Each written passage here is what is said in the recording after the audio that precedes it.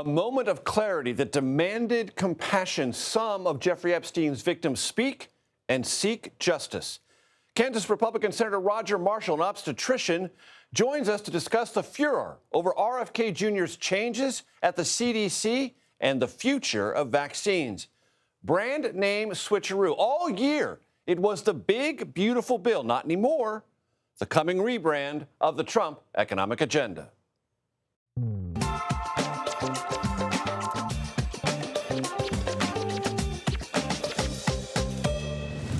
Hello, everyone. I'm Major Garrett. Welcome to the Takeout. We are in New York, and I am dressed formally. Why? There's a good reason. I spoke at my friend and colleague Mark Knoller's funeral this morning here in Manhattan. I will tell you more about one of the best journalists I've had the honor to know and work alongside later in our show. I told you weeks ago where Jeffrey Epstein and his crimes were concerned, this show would stay focused on the victims. Several spoke today or had attorneys who represent them speak, doing so at the Capitol to seek what has escaped them for years, accountability and transparency. Here is some of what they had to say. Every day of this journey toward healing has come at a profound cost to my mental health. But I am here. I chose to come because this bill really matters. It's so hard to begin to heal knowing that there are people out there who know more about my abuse than I do. He bragged about his powerful friends, including our current president, Donald Trump. It was his biggest brag, actually. One of Jeffrey Epstein's victims, Annie Farmer, will join us here in a moment. First, we turn to Nicole Killian for her take on what the nation heard today and how it may shape what lies ahead. Nicole?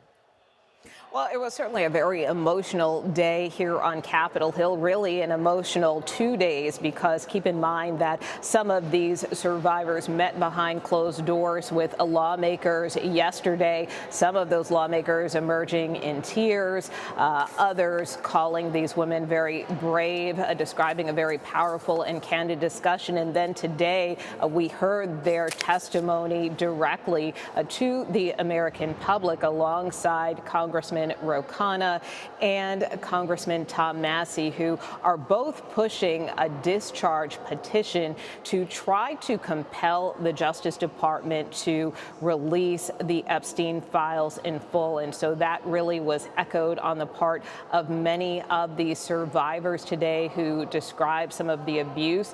They say that they suffered at the hands of Jeffrey Epstein and in some cases Ghislaine Maxwell, and they said that they came here to Capitol Hill because they want accountability and they want transparency. Take a listen to what Ro Khanna, the Democrat from California, who again held this news conference alongside survivors, told me just a short time ago.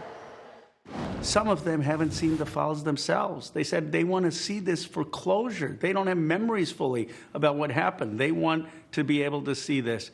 We want to make sure that the rich and powerful men who covered this up, who allowed Epstein to continue this abuse and financed him and didn't say anything, that they face consequences.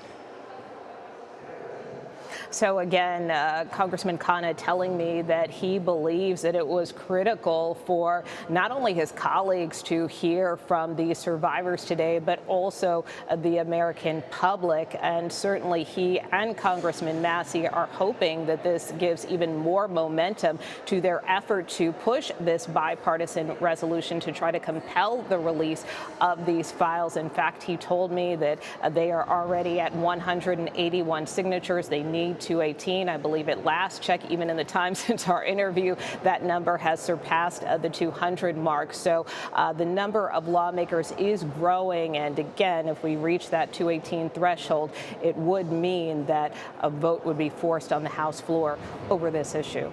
Part of the context, Nicole, if I understand it properly, is that when the Justice Department under President Trump said there was no reason to pursue any other potential indictments about anyone else involved in this, that foreclosed what some of the victims believe might be possible if the information held by the Justice Department and the Treasury Department were released, meaning they need a political mechanism to create that visibility that might lead to some form of justice. Do I have that about right? Well, that is certainly the hope among many of these survivors and among lawmakers like Congressman Khanna and Congressman Massey. And they are trying to make clear that their resolution would protect the identities or any sensitive information involved in some of these files. However, we have seen this countermeasure that was put forth earlier today on the part of GOP leadership that in essence is a step short in the sense that it compels the Oversight Committee to continue its investigation of the Epstein matter, which it has been doing for some time, but stops short of calling for the Justice Department to release the files, even though the committee has asked the Justice Department for files and released some of those earlier this week. That matter that the Speaker referred to in that vote might fall into the category of legislative redundancy. Nicole Killian on Capitol Hill, thank you so very much. Epstein survivor Annie Farmer joins me now. Annie, I'm grateful for your time. It's been a long journey. Tell me how you're feeling about today and what you hope will come of today's advocacy. Well, thank you for having me, Major, and thank you for centering the voices of survivors. That's something that has not happened enough in this case. I'm feeling a little exhausted after today, but also hopeful. You know, this last couple of days has been very powerful, both to be gathered with so many other women that are sharing their stories and are bravely speaking out and asking for justice, but also to be finally invited into the conversation. And I think, to meet with lawmakers, to see them be emotionally moved by these stories, it felt like perhaps for the first time that maybe there was a chance that there would be movement. The president was asked about this today, and he again called this a Democratic hoax. How did that make you feel? It's very troubling to hear that language used. And I think that actually came up at the press conference. And to be in the company of so many women who had just told their stories, and then to have him continue to say this, it felt like it feels like an assault on us again, right? There's been so many betrayals over the years in this case by the government, and to be there on the steps, to be invited by lawmakers, to be telling our stories, and then to have the president say it's a hoax, it's very upsetting. Walk my audience through what you mean, Annie, when you talk about government betrayals so far. Yeah, I mean, I think that goes back to 1996. You know, that's when I met Epstein and Maxwell. And that's when my sister, Maria Farmer, first reported what happened to me when I went to Zor Ranch, and what happened to her when she was assaulted on the Wexner property, and the theft of photographs that she had taken for her art that were sensitive photographs of herself and of me and my younger sister. So she reported that to the FBI. There was, as far as we know, no further investigation. There was no follow-up, at least with us. And then in 2006, we're approached by the FBI, and they say, okay, now we really need you to tell your stories. We need you to come forward. We know this is scary, but we're going to make sure that this man is finally held accountable. And then, as we all know, he gets a sweetheart deal. We're not even informed of what has happened with the case. We're left hanging. And, he's given a chance to leave his imprisonment during the day on a work release program, where we heard stories yesterday about how he continued the abuse during that work release program, right? So, that's another betrayal. And then I'd say in 2019, he's finally arrested. Once again, we feel hopeful, and he dies in U.S. custody. And then we're asked to come forward and share again our stories with the FBI. And that there may be further people arrested. And the only person from all of that, from all the stories that were told, that was arrested was Ghislaine Maxwell. I was one of the women who was a witness at her trial, one of the 4 victims. And, we represented so many others. And in that case, we went, again, agreed that we would do this, to testify and go through this process for the government, and then to see what's happened recently with her prison transfer and talk of a pardon. I mean, it's a real slap in the face. Do you want the files in the possession of the Justice Department and the Treasury Department released in hopes that they might lead to further prosecution, or just so that everyone can see what happened and whether there's prosecution or not, you and other survivors obtain some measure of probably inadequate but nevertheless important closure? I think transparency, hopefully there could be many outcomes, right? One, I do believe, is understanding the systemic failures that allowed this abuse to continue for so long. That's important for our country to keep children safe, is for us to understand what went wrong here. But also, I do believe there are people in positions of power that were very much implicated that have never been held accountable, and that the pressure could come from the public if they know what is in that information, that something might be done. Annie Farmer, I appreciate your time. Thank you very much for it. Thank you for having me. We'll keep in touch. Now to the White House and our Nancy Cordes, who joins us from the North Lawn. Nancy, let's play the sound of what the president had to say when asked about the Epstein matters today. This is a Democrat hoax that never ends. From what I understand, thousands of pages of documents have been given, but it's really a Democrat hoax because they're trying to get people to talk about something that's totally irrelevant to the success that we've had as a nation since I've been president. So, a hoax, it clearly isn't, according to those on Capitol Hill, Republican and Democrat, who have met with the survivors, the victims, and yet the president persists.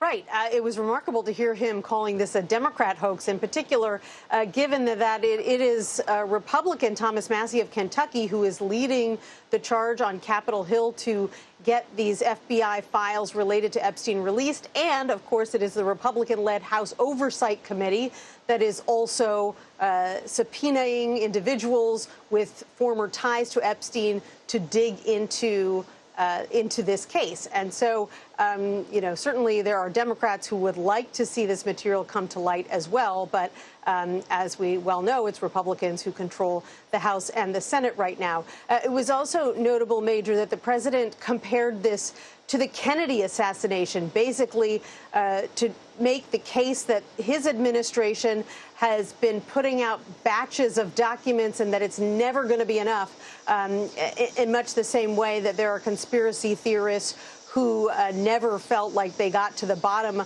of that assassination in 1963, even decades after the fact. But we know that the lion's share of FBI documents, DOJ documents related to the Epstein case are still under lock and key and have not been released. Another way we know this is not a hoax is the Speaker of the House, Mike Johnson, told this very program that in July. Nancy, I mentioned on this program last night the possibility that the president might not only deploy National Guard troops for crime control to Chicago, but other cities. And as if on cue, today he mentioned others. That's right. He talked specifically about New Orleans because the governor of Louisiana, the president said, had actually invited him in and said that they would welcome the National Guard in the city to help the local police department deal with crime there. President Trump said he wants to go to states where governors are welcoming him in. Certainly that would be less of a legal headache for him.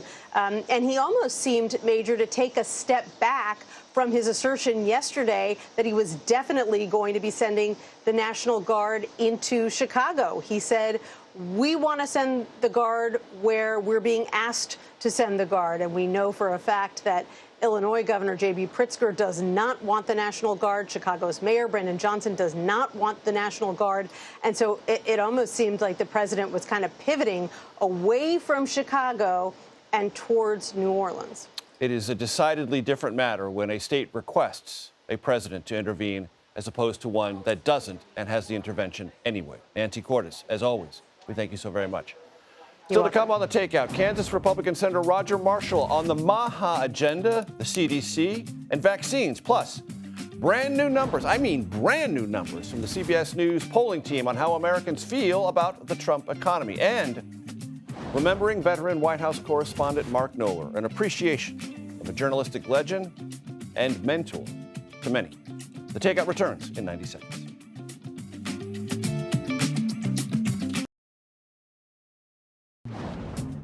Welcome back. Some breaking news I need to share with you. A victory, it appears, for Harvard in its long-running legal battle against the Trump administration. Federal judge has ruled just recently, just this afternoon, more than $2 billion in grants given to the university were illegally terminated. The administration had accused and accuses on an ongoing basis Harvard of accepting and tolerating anti-Semitism. But the judge says canceling funding violates the university's First Amendment rights. This ruling is sure to be appealed. Robert F. Kennedy Jr. will testify tomorrow before senators eager to ask him about the shakeup at the Centers for Disease Control and Prevention and probably other topics. Kennedy will appear before the Finance Committee. Last week, at Kennedy's direction, the White House fired the CDC's director, who had only recently been confirmed. That dismissal led to the resignations of 3 other top CDC officials. Kansas Republican Senator Roger Marshall joins me now. He's been on the program before. Senator, it's always good to see you. I appreciate your time. Give me your sense of what has happened at the CDC and your level of concern about it. Well, look, I believe that President Trump selected Bobby Kennedy Jr. to be his HHS director is because he's a disruptor, and he wants us to address the true health issues in this country. Look, 60% of Americans have a chronic disease. The CDC is chronic disease along with prevention. So we need to have a more focus on prevention. Dr. Moneras obviously was not following that mission, that she had other priorities. So I think what we're seeing is a big change here in the CDC. And again, I hope that they get focused on helping us to prevent these chronic diseases, which are so much harming Americans. As you well know, Senator, when RFK Jr. was present July 31st swearing in Dr. Moneras, he hailed her as a public health expert and someone who knew all the things that were necessary to be successful for his agenda at the CDC. Then there was a clash over vaccines. Are you comfortable with that clash and what happened to her and the others who resigned in protest? Look, I think we need to stay focused here on the big picture that she was not cooperating with the mission. And I think part of that mission is being more transparent. You may know that I'm an OBGYN, delivered 5,000 babies. I'm not sure that every baby at 1 day of age needs a hepatitis vaccine, which is what she's pushing for right now, along with not every child needs a COVID vaccine as well. So I think that she was not willing to tolerate some of this willingness to cooperate and to share with parents what the information that they're looking for. So I'm sorry it didn't work out. I made a mistake. I voted to confirm her, but she was not going along with the bigger mission here. And again, I think we need to shift the CDC away from just vaccine clinic, but turning it into a true clinic that's focused on preventing chronic diseases. Asking questions about vaccines is certainly part of an ongoing American health conversation. But I wonder, Senator Marshall, if you look at what was announced in Florida today by the state Surgeon General, that they are going to eliminate all vaccines for children and their requirements in the state of Florida, if that's not turning a potentially harmful corner. Yeah, that may be a bridge too far for me personally. Look, their vaccines have saved, no doubt, millions of lives. So you think about smallpox, polio, just for starters. And some babies do need a hepatitis B vaccine, but not everyone. I think the challenge here, though, is one of the issues that Secretary Kennedy is trying to address is the CDC has lost its reputation, that the CDC lied to us about COVID and about the COVID vaccinations in particular. So now we don't have confidence in them. And here's a state that's probably overreacting as well. I want to do everything we can to preserve and make sacred that patient-physician relationship. And I want parents to have input. And I think that's the job of the CDC, is to make sure that the parents, the patients, that they have everything that they need there to make that good decision for their children. But 76 jabs is too many. Right now, the CDC is recommending 76 jabs before that baby is old enough to vote. I think that's just a little bit over the top. Somewhere in between, there's got to be a sweet spot here. How about measles, mumps, and rubella, which is a vaccine protocol that almost every parent watching this program is familiar with and comfortable with? Are you as well? Yeah, I am too. I think that's one of the good ones. It's been around. It's told the test of time. I would encourage everyone to get that particular one. But again, I think we need to just be more selective. Again, 76 is just too many. 18 jabs the first 18 months. I'm concerned about the interaction between those vaccinations. How is that impacting the development of that baby's immune system? And I think that's what we need the CDC and NIH to be researching. On the Epstein matter, Senator Marshall, do you regard it as a Democratic hoax? No, not at all. I want all the papers to be released. I want the truth to be told. Look, this is very important.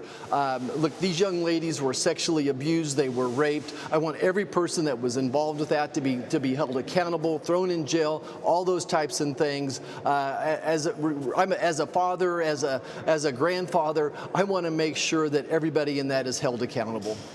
In that sense, would it be your advice to House Republicans to vote for the discharge petition or sign the discharge petition to expedite that process of releasing the very documents you referred to? You know, I'm not over on the House side. I don't want to give them overly prescriptive advice. I am definitely in favor, though, of releasing all the information about it. And I think that's what we see Jamie Comer over there, the chairperson of that particular committee of jurisdiction, is doing. Very quickly, Senator Marshall, White House advisors were up on the Hill today talking about a rebranding of the big, beautiful bill to talk about it in terms of a family tax cut. Wasn't Big, Beautiful Bill good enough branding? Maybe we should ask Cracker Barrel about that, right? About rebranding. Look, the One Big Beautiful Bill is now a law. I think we should be focused on that this is the largest tax cut in American history. This is the largest spending cut in American history as well. That this is a great bill for small businesses, a great bill for hardworking Americans as well. I think that the bill stands on its own 2 feet. And what's really going to matter a year from now is what the economy's doing. And is this bill doing what we said it's going to do? I think it'll mean $1,000 a month in the Americans' pocketbooks when it all comes to fruition. Kansas Republican Senator Roger Marshall, as always, sir, appreciate your time. Thanks, Major. So, he just mentioned it, Senator Marshall. How do Americans feel about the economy? Our director of polling, his name is Anthony, director of polling, Anthony Salvanto, has the new numbers, and I guarantee you this, he is dying to share them, and he will when we come back.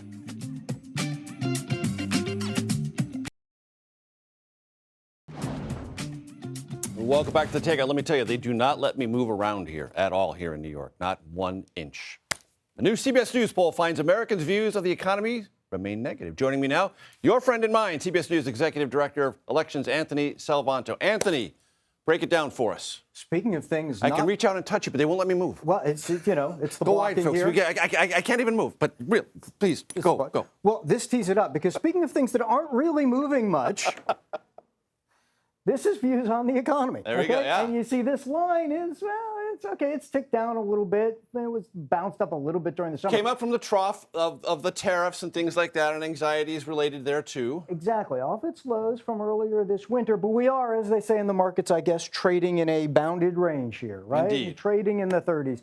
And so that's net negative. But the other thing that adds to this is Americans describing uncertainty. I asked people. What are the words? I asked people, okay, here's a list of a lot of words you could use for the economy. The top answer was uncertain, as well as struggling, and some even said it was unfair. So what you make of this is that people are, not just evaluating it poorly, but also how they're doing it, and that is kind of same old, same old. It's about prices. So let me show you this. People still say that prices around them have been still going up. They expect them to still be going up. And it's that personal evaluation that's making them rate the larger economy so badly. Let's go back to the screen that you just had before, the one before, where you had the words. Yep. Because 20%, according to your survey, said the economy is rebounding. Rebounding or expanding. The president says everyone is feeling that because he says the economy has never been hotter, or things to that effect.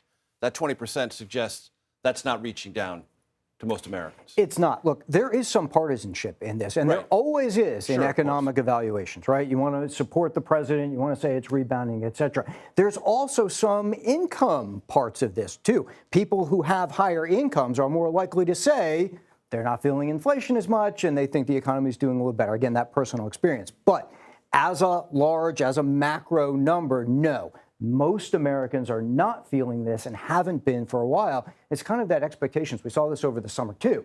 When the president started his term, a lot more people said they thought he was going to make them financially better off. And what we saw over the summer is people saying that's not happening for them yet. And we will keep a very close eye on this, as always. Anthony Salvanto, I can reach out. I'm going to shake your hand, brother.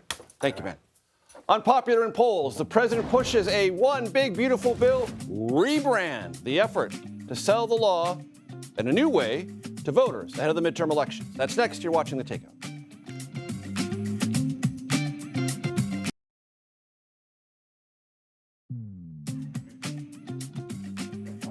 Welcome back to the Takeout. Here is a look at what else we and now you are watching this evening. Vice President J.D. Vance and his wife were in Minneapolis today to meet with and pay respects to the families of the victims of the mass shooting there. Their visit marks a week since 2 children were killed and 21 people injured in the shooting at the Annunciation Church in southwest Minneapolis. The shooter died by suicide after firing 116 rifle rounds through the church's stained glass windows while hundreds of students and others gathered to worship. The International Association of Genocide Scholars, which includes Holocaust experts, has officially called Israel's military actions in Gaza genocide. In the 3 days since that declaration, the Hamas-run health ministry says 287 people have been killed. Israel's foreign ministry has dismissed this latest allegation. Hamas says more than 63,000 people in the territory have been killed since October 7th, 2023. President Trump said he is considering a GOP midterm convention, a move that House Speaker Mike Johnson appears to be in support of. Johnson telling Punchbowl's Jake Sherman he thinks the gathering is, quote, a done deal. The Democratic National Committee, for what it's worth, is also considering holding a convention of its own ahead of the midterms because, honestly, we just don't have enough conventions in our country. I mean, honestly, everyone knows that. I want to bring in our panel. Daniela Diaz is a reporter for Notice. Remember, that's News of the U.S., and Sabrina Rodriguez reports for The Washington Post. I've been told, ladies, I need to speak very loudly because we might have some mic issues in D.C. I'm a long way away in New York. So give me your assessment. Do we need midterm conventions? What? I personally think, Major, and by the way, we can hear you perfectly. Okay, great. Great to be on with you. This is who Donald Trump is. It's completely characteristic of him to want to have a sort of rally halfway through his residency, get the base motivated, remind them that they are very energized about his presidency, and he needs that reminder as well. I mean, it's not that surprising to me that this is something that he's considering. Of course, the politics reporter probably has a better opinion about this, Sabrina Rodriguez. Sabrina, take it away. I mean, I think, right, that Daniela said it perfectly. Trump wants to remain the center of the show. So by him having a convention for the midterms, he gets to, his name will not be on the ballot next November, but this is his way of still continuing to weigh in and him still trying to exert that power and influence over the Republican Party, which we know he wants to do even if he is not president, 4 years from now. Today was a day when survivors of Jeffrey Epstein and Ghislaine Maxwell sought some manner of either closure, transparency, or accountability. And in some respects, all 3 of those things. Evaluate what transpired today. Daniela? Right, Major. I was actually on Capitol Hill the last 2 days. They just came back to session. It's really interesting because when I talked to all these Republicans right before this August recess, when they went back to work in their districts, of course, they were saying that they were going to let the air out of the balloon on this Epstein issue now that they were not going to be in session anymore. That's clearly not what happened at all, Major. As you're seeing on the screen right now, these were the protests and the people outside the Capitol who were obviously incredibly motivated and trying to remind lawmakers that they want to see those so-called Epstein files that Republicans largely do not want to release. Thomas Massie, of course, has a couple of conservatives on his side for this so-called discharge petition that would force a vote to release the Epstein files. But he needs a handful, and he does not have enough Republicans. And I also reported last night that the White House is actually whipping against having Republicans sign on to this measure. They don't want to motivate Republicans to vote on this effort to release the files. And they're calling this a, quote, Democratic hoax, as we've heard from Donald Trump saying that as well when he's been asked about it by reporters. So this is continuing to be a major issue that's not going away. And Sabrina, Republicans like Marjorie Taylor Greene have said the White House shouldn't get involved in this. They're trying to do something to help the president on this issue. Absolutely, Major. I mean, what we're seeing is sort of this division and splintering within the Republican Party, within Republicans on Capitol Hill. Some of the president's staunchest supporters have said, okay, let us take the heat off the White House and let us try and handle this or us talk this through. And I think we've seen that by bringing some of Epstein's victims onto Capitol Hill, taking it away, taking the conversation away from the White House and taking it to Capitol Hill. But there is still disagreements over how to move forward. And I think you see that for, a month ago, the president was really trying to move on. And I think they've accepted that, poll after poll showed Americans are united in wanting answers to this. And one way or another, people want to see it happen. Daniela, we all called it the big, beautiful bill. That's the legislative language in the text, for goodness sake. Now they want to rebrand it as the Working Families Tax Cut Act. Let's listen to the House Speaker, Mike Johnson, on this. It's not a rebranding, and what we have to do to sell it is tell the truth, and that's the beauty of it, okay? So I'm not surprised that some of the early polling was less than favorable in some areas of the country, because there has been a full-on strategy by, frankly, the mainstream media and the Democrats, of course, to try to misrepresent what's in the bill. If you look at the polls of all the individual provisions of the bill, they're wildly popular. It's not a rebranding. Sure sounds like it, though. It sure sounds like it. And while I was talking to Republicans earlier today after this meeting, Major, and a lot of them say, look, we know that this one big, beautiful bill has been marketed, especially by Democrats, as a massive cut on Medicaid. And that is what Americans believe about this bill. Poll after poll shows that this is not a popular bill with voters.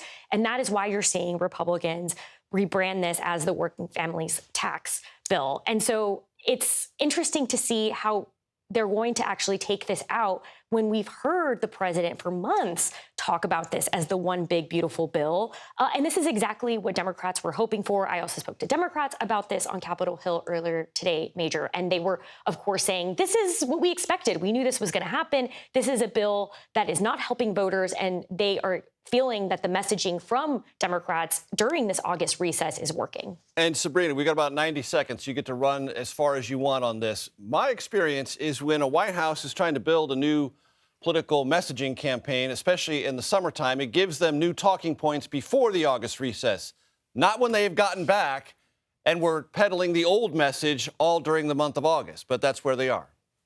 Absolutely, Major. I think it says a lot, though, that we did not see as many town halls coming together from Republicans. Republican lawmakers in the August recess largely shied away from holding those town halls. It was just something so typical for them to be doing when they're home for recess. And the few that did take place across the country were met with a lot of backlash, were met with a lot of constituents coming and expressing frustration. And to Daniela's point, I mean, the branding for months around this bill, the president can come out and say a million times one big, beautiful bill. But Democrats, their messaging was pretty relentless on the Medicaid cuts, on the cuts to food stamps. And that is what a lot of the defining, conversation around the bill has been so far. I think interesting, too, is in the last couple of weeks, seeing Vice President J.D. Vance come out and him sort of be the one to start talking about the working families tax cut and him trying to, start that messaging so that he could sort of tee it off for Republicans. But I think it'll be interesting to see in the months to come when people are actually out talking to constituents how much that lands, and especially when the effects of these policies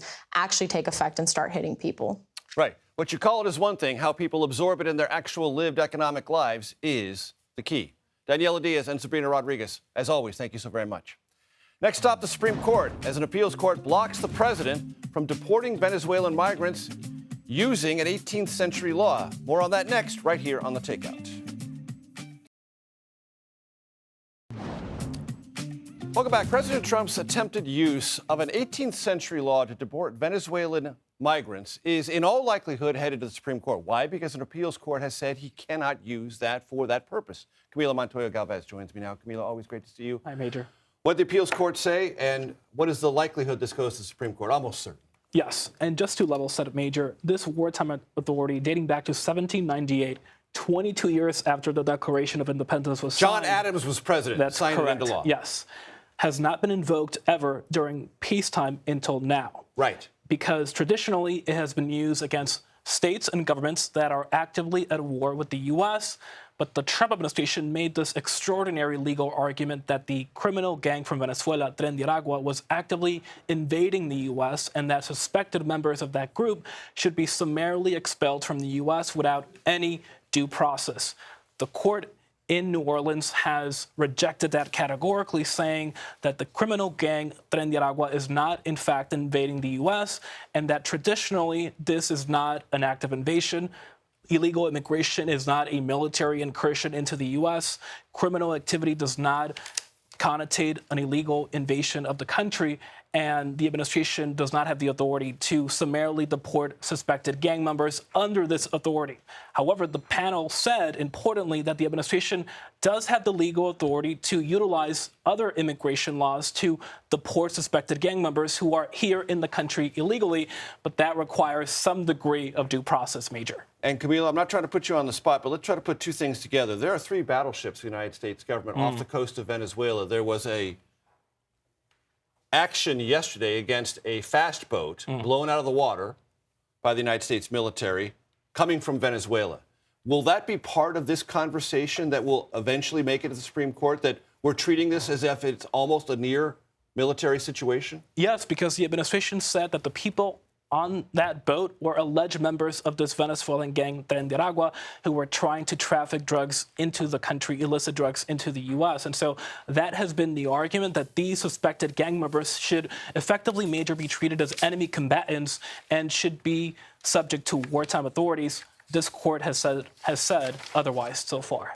And very quickly, do you know anything about this memo from the Pentagon about Judge Advocate Generals being moved in as potential immigration judges?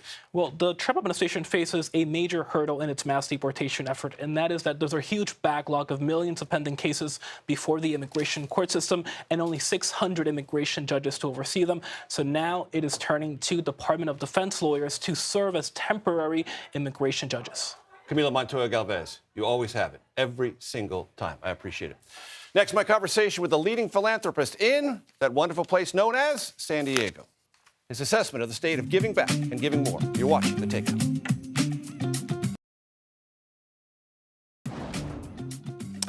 If you watch this show each night, first of all, thank you for that. Second of all, you know by now that San Diego, near and dear to my heart. During a recent visit home, I spoke to Grant Oliphant, who runs the largest independent private philanthropic foundation in San Diego. Here is a bit of that conversation.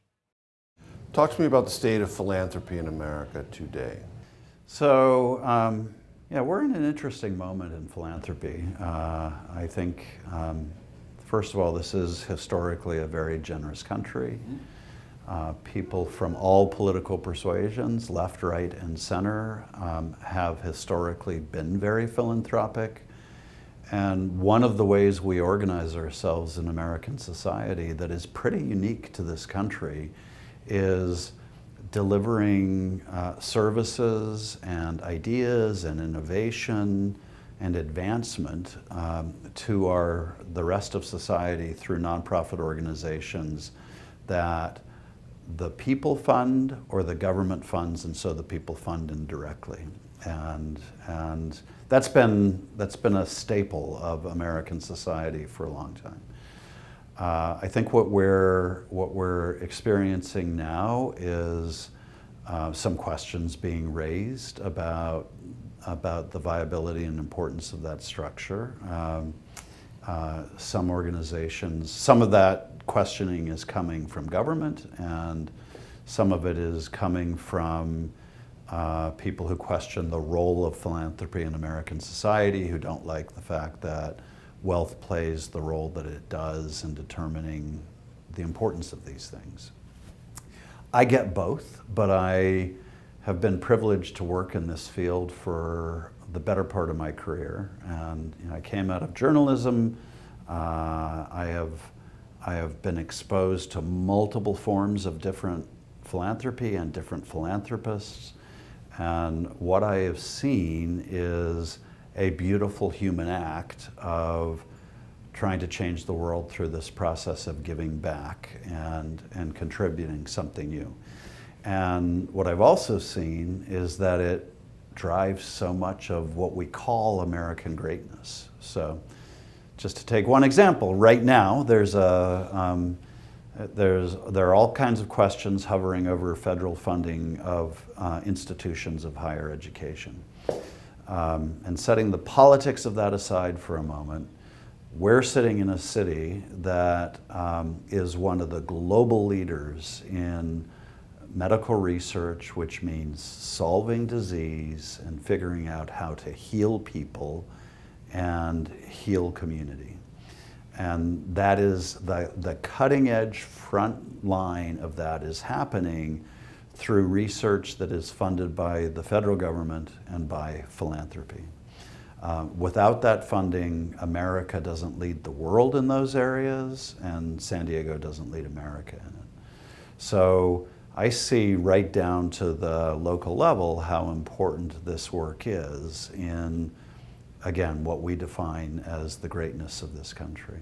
What are the new needs philanthropy is either sufficiently addressing or needs to catch up on? Well, I think every generation likes to privilege the needs that we perceive right now, right? And so there's some old needs that we shouldn't forget. The need that people have for great art that inspires them to, that helps them tell their stories, that helps them see themselves in society, that creates a sense of belonging. That's an old need. We have an old need around investing in medical research and health. We have an old need in helping people gain access to services for food, for medical clinics, for all manner of things that make life possible. Mark Knoller was a hero of mine long before I had the honor to call him colleague and friend. I watched and listened as Mark covered the White House when I was at CNN and later Fox News. His stories were clear, concise, and stuffed to overflowing with facts, figures, and context. Mark did the daily work of covering the White House and then added more, tabulating all manner of presidential data, travel, fundraising, vetoes, pardons, press conferences, summits, vacation days, you name it. Mark did this with a relentless precision that left me and many others near him quite simply in awe.